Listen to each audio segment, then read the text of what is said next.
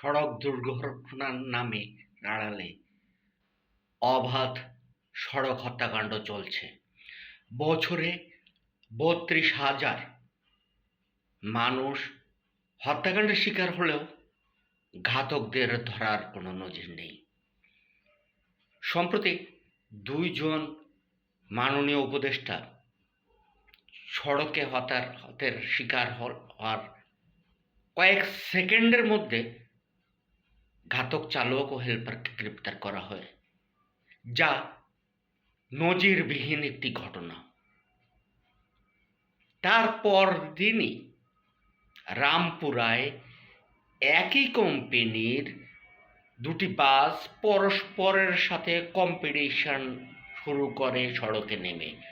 দুটি গাড়ি বেপরোয়া, একটিকে সাইড দিচ্ছে না, কোনাকুনিভাবে দাঁড়িয়ে যাত্রী নামাচ্ছে।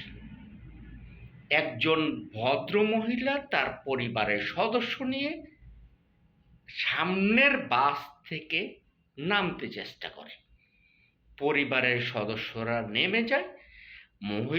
মহিলাটি নামতে যাবে, সেই সময় ঘাতক শুয়োরের বাচ্চা চালকটি আয়নায় দেখে পিছন থেকে ওই গাড়িটি আসছে। সে অতর্কিতভাবে বাসটিকে টান দেয় আর মহিলাটি বাস থেকে পড়ে যায়। এই শুয়োরের বাচ্চা শকুন ঘাতক জারজদের গ্রেপ্তারের কি নজির আছে? দুইটি গাড়ি সড়কে নেমে প্রতিযোগিতা করছে, মানুষ মারছে উল্লাসে। যে আগে যেতে পারবে সে যাত্রী বেশি নেবে, কারণ তারা জানে মানুষ মারলে কিছু যাবে আসবে না, আমাদেরকে কেউ ধরবে না। আর ধরার ক্ষমতা কি কারো আছে? একজন ঘাতককে গ্রেপ্তার করার সাথে সাথে হয়তো ধর্মঘট ডাকবে, আর নয়তো যারা ধরবে তাদেরকে মোটা অঙ্কের টাকা দেওয়া আছে, আর নয় ম্যানেজ করা আছে। আমরা কি গরু ছাগল? সড়কে আমরা একের পর এক হত্যাকাণ্ডের শিকার হচ্ছি, কিন্তু ঘাতকদের ধরা হচ্ছে না। মেধাবী শিক্ষার্থী আদনান তাসিন, যার জন্ম এই ডিসেম্বরে,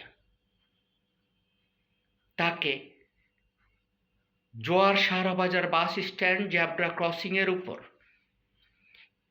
শিক্ষার্থী পোশাকে দেখে ইচ্ছাকৃতভাবে উত্তরা পরিবহন হত্যা করে ঘাতক চালক, বাসের মালিক, পরিচালক তারা সেন্ট জোসেফে চলে যায়। সেখানে গিয়ে শিক্ষার্থী শিক্ষককে ম্যানেজ করে। একটা শুয়োরের বাচ্চা শিক্ষক, শিক্ষার্থী, শকুনের বাচ্চারা ন্যূনতম প্রতিবাদ করেনি। আদনান তাসিনের জীবনের বেশিরভাগ সময় ছিল বারিধারা স্কলার্স। সেখানে তার বহু সাফল্য। কেজি নার্সারি থেকে সে ম্যাট্রিকটা পাশ করলো, এসএসসি পাশ করলো স্কুল থেকে। সে মরে পড়েছিল সেই স্কুলের সামনে। তখন সেই স্কুলে চলছিল সাংস্কৃতিক অনুষ্ঠান, নৃত্য অনুষ্ঠান। তার সহপাঠী, শিক্ষার্থী, শিক্ষক, অভিভাবক, এক শুয়োরের বাচ্চাও ন্যূনতম সহানুভূতি দেখায়নি। আজ ৬ বছর হতে চলল, এখনো ঘাতকদেরকে গ্রেপ্তার করা হলো না। ঘাতক প্রকাশ্যে উত্তরা পরিবহনের গাড়িটিই চালাচ্ছে, কিন্তু ধরা হচ্ছে না। কারণ আমরা মন্ত্রীও না, আমরা এমপিও না, আমরা জমিদারও না, আমাদের টাকার বান্ডিলও নেই। আমরা হলাম এক একটা কুকুরের বাচ্চা। আমরা মরলে রাষ্ট্রের, সমাজের কিছুই যায় আসে না। আসলেই কি আমরা এক একটা কুকুরের বাচ্চা এই সমাজের? আমরা মরলে রাষ্ট্রের কিছুই যায় আসে না।